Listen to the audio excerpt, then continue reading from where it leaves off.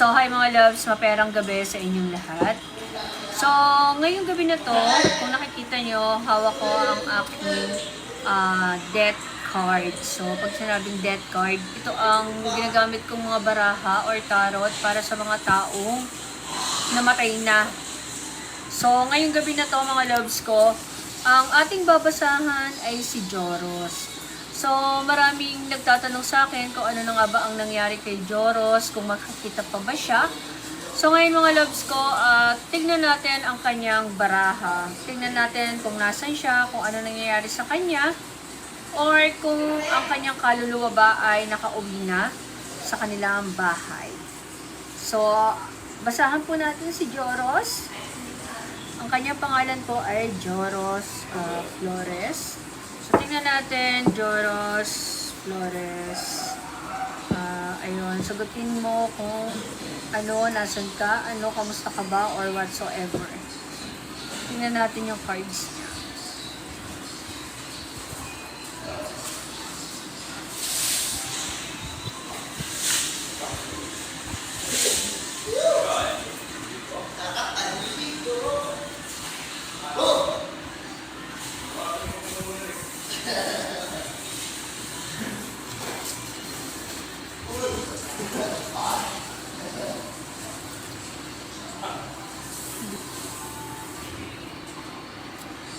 So, sa barahan niya mga loves ko, kung makikita nyo dito sa cards na to, masasabi ko na si Joros ngayon, sabihin na natin na siya ay nasa bahay na nila.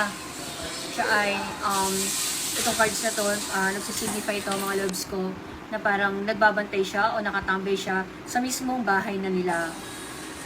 So, dito love sa cards na to, parang ang tanging ginagawa na lang niya ay binabantayan siguro ang kanyang mga magulang o mahal sa buhay, o kung may kapatid siya, ang kanyang kapatid.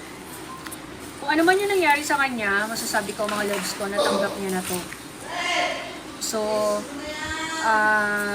mahirap, pero ito ay kanya nang tinanggap.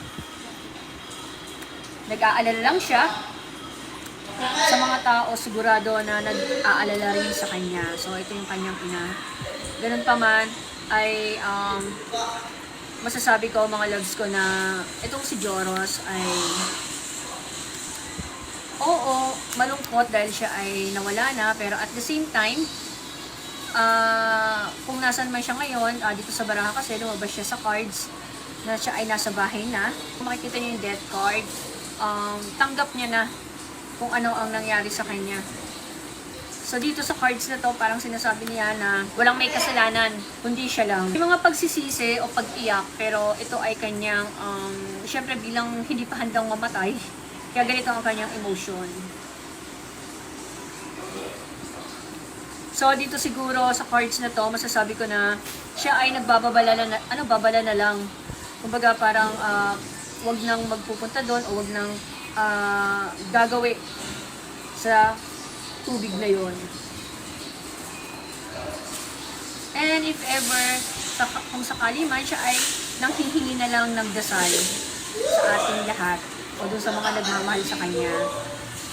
So, kung nakikita niyo dyan, yung mga wands, yung cups, yung lahat sila ay naka-reverse. So, ibig sabihin mga loves ko na masaya na siya kung nasan man siya. Sa dami ng nagmamahal sa kanya, sa dami ng nagdadasal, siya ay masaya na. Ngayon, kung tatanungin nyo kung siya ba ay lalabas pa, wala na pong Joros na lalabas. Hindi na po siya lalabas. Basta po, kumbaga, hindi man niya po ganun katanggap, pero, o sabihin na po natin na hindi niya ganun tanggap yung pagkamatay niya, pero dito sa barahan na to, parang gusto niyang ipasabi na okay na siya.